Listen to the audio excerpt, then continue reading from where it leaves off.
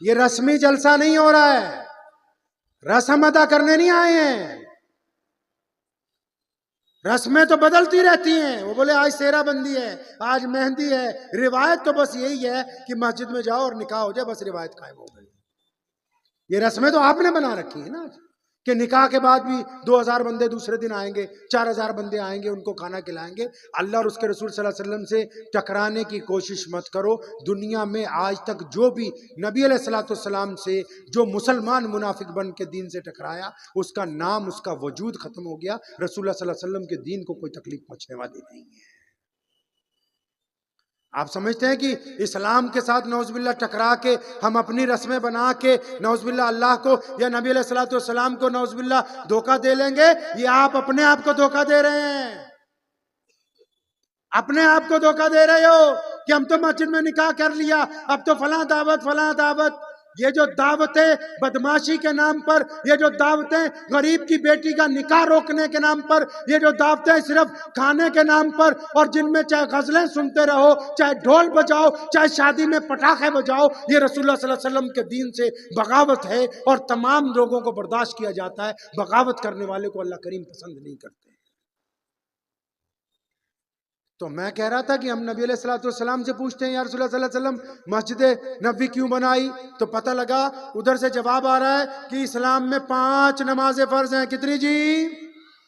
کتنی نمازیں فرض ہیں؟ کون کون سی؟ فجر، ظہر، عصر، مغرب، عشاء۔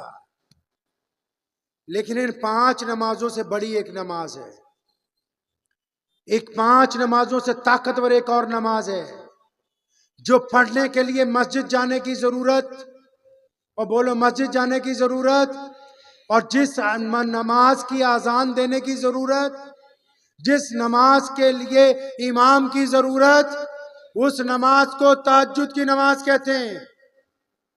وہ دل میں ہوتی ہے اذان، اور اس کے لیے امام بھی نہیں چاہیے، مسجد بھی نہیں چاہیے۔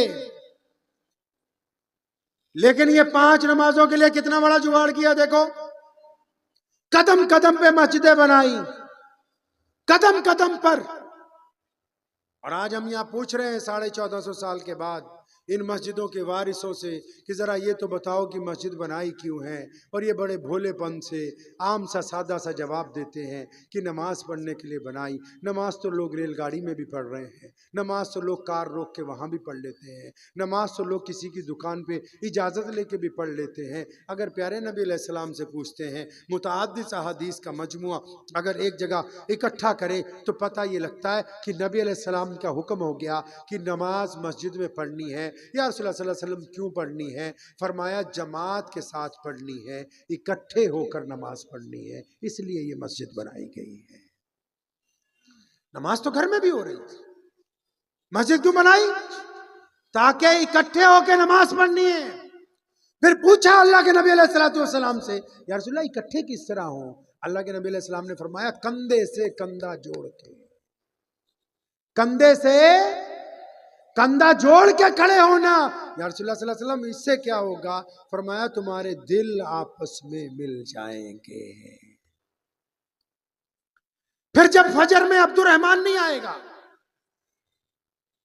ظہر میں قاضی صاحب نہیں آئے، عصر میں نہیں آئے، مغرب میں نہیں آئے، اب یہ پیچھے کھڑے ہوئے کیونکہ نمازی روزانہ کندھے سے کندھا جوڑ کے کھڑے ہوتے ہیں، شفیع اور جنید اکٹھے کھڑے ہوتے ہیں، عبد الرحمن اور عبداللہ کبھی اکٹھے کھڑے ہوتے ہیں۔ اب جب فجر میں نہیں آیا، ظہر میں نہیں آیا، عصر میں نہیں آیا، مغرب میں نہیں آیا، تو عشاء کا سلام پھیر کے یہ آپس میں پوچھتے ہیں آج ہمارا فلاں بھائی، آج ہمارا فلاں بزرگ، آج ہمارا فلاں بچہ نظر نہیں آ رہا، اور تو محلے والے بتائیں گے کہ بھیا وہ بیمار ہے۔ اچھا بیمار ہے، چلو اس کی تیمارداری کریں۔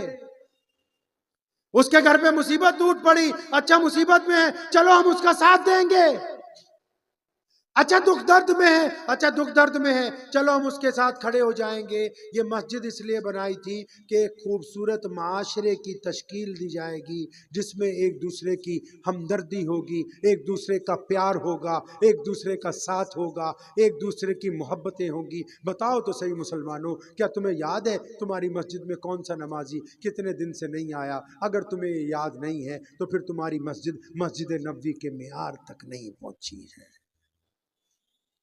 یہ اس معیار تک نہیں پہنچی، اور یہ بنائی اس لیے کہ یہ اللہ کا گھر ہے، اس میں اللہ کے نوکر بیٹھیں گے۔ نوکروں کو کیوں بٹھایا؟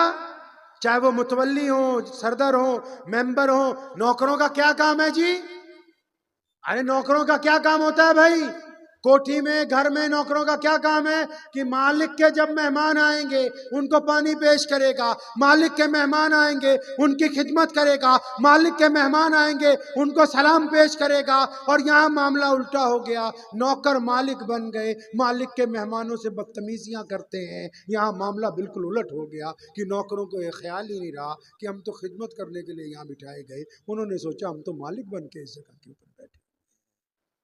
صرف آپ کی بات نہیں، پورے ملک کی بات کر رہا ہوں۔ مسجد کیوں بنائی؟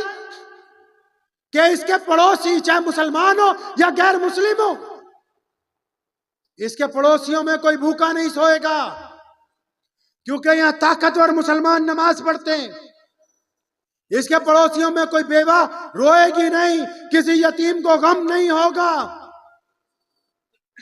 آپ نے کیا کہا کہ صرف پنجگانہ نماز کے لیے بس استنجا کرو اور نماز پڑھ کے باہر آ جاؤ، اس کام کے لیے مسجد بنائی؟ پوچھو محمد رسول اللہ سے، مسجد میں اصحاب صفہ کا چبوترا بنایا، سیدنا ابوبکر صدیق کی ذمہ داری لگائی کہ زکوٰۃ اکٹھی کیا کرو، کرنا ہے، زکوٰۃ کا سینٹرلائز کرنا ہے۔ سینٹرلائز مطلب مفتی صاحب کے پاس جمع کرانی، امام صاحب کے پاس جمع کرانی۔ اچھا سینٹرلائز کریں گے اس کو اپنے محلے میں، پھر کیا کریں گے؟ حکم ہوا کہ پھر ہم یہ دیکھیں گے کہ ہمارے پڑوسیوں میں محتاج کون ہے، غریب کون ہے، پریشان کون ہے، قرض دار کون ہے، دکھ میں کون ہے، لا علاج بیماریوں میں کون ہے۔ ہم پہلے ان کو اتنی پیسے دیں گے، ہر سال اتنی دولت دیں گے کہ وہ صاحب زکوٰۃ بن جائیں،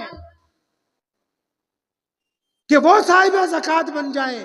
پوچھو اپنے مفتیان کرام سے۔ ایک دور تھا عمر بن عبدالعزیز رحمت اللہ علیہ کا، عمر ثانی ان کو کہتے ہیں، سیدنا عمر رضی اللہ تعالیٰ عنہ کی نسل میں سے ہیں۔ انہوں نے زکوٰۃ اکٹھی کی، ملک شام بھیجی، کئی 100 گاڑیاں۔ شام کے گورنر نے چٹھی لکھی، حضرت یہاں تو پہلے ہی زکوٰۃ بانٹ کے اب کوئی غریب نہیں رہا، اپنی زکوٰۃ واپس منگوا لیجیے۔ تیل اب نکلا ہے، سوشل میڈیا جھوٹ بولتا ہے کہ عرب کے لوگ تیل نکلنے سے پہلے غریب تھے۔ یہ عرب ہی تھے جنہوں نے تاتاریوں کو کلمہ پڑھایا، جنہوں نے مغلوں کو دین کی دولت دی، جنہوں نے یہ لازوال عمارتیں آپ کے ملک میں کھڑی کی ہیں، یہ ان کو محمد رسول اللہ نے دولت عطا کی۔